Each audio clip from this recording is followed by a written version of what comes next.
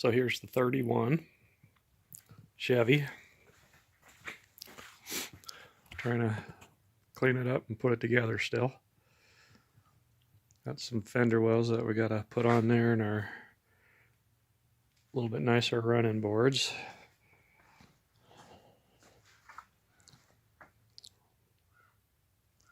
So kind of dark in here right now. Probably won't be able to do a whole lot of video on there.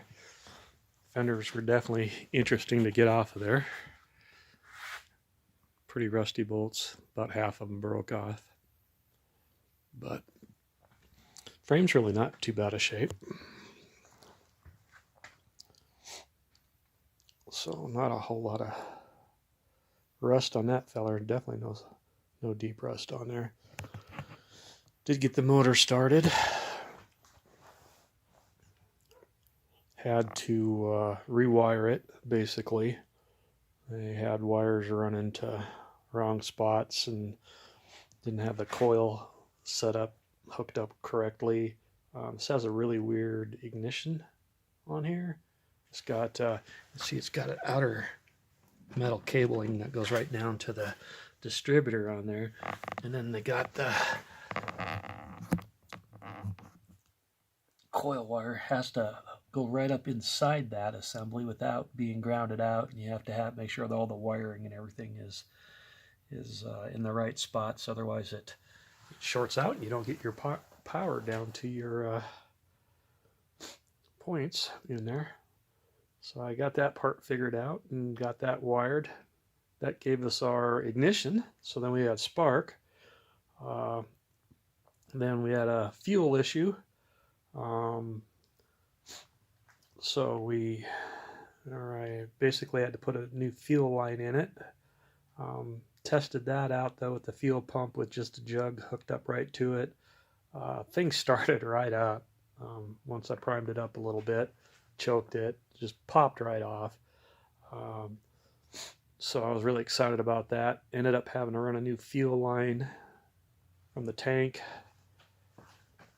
back here. Tank on it was in pretty good shape. It's tucked under here. Of course, it's so dark in here you can't see anything right now, so I'll have to work on something better there. But was and am pulling junk out of the fuel tank a little bit still.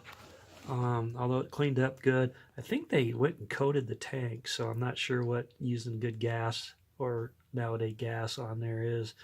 You can see our filter is definitely getting a little dark, so but I got a couple fuel filters on it, kind of protect the motor.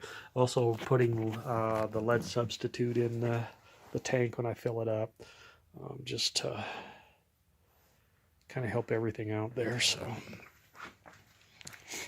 that's what we're up to now. So unfortunately, the farther I go in, it's like, oh, gee, if we just undo this, and but we could have that whole cab off of there in no time at all, and let's just sandblast the frame and clean it all up and get it all repainted, and then once you start doing that, then it's like, well, geez, do we really want to keep this front end on here? Maybe we ought to put a newer front end system in it. It does have the cable for brakes. So no hydraulics on anything here, just a hard cable going in there. So when you push on the brakes, you pull the drums and drum pads together there, and it's yeah, pretty interesting. So I'll just keep plugging away at it and see what happens.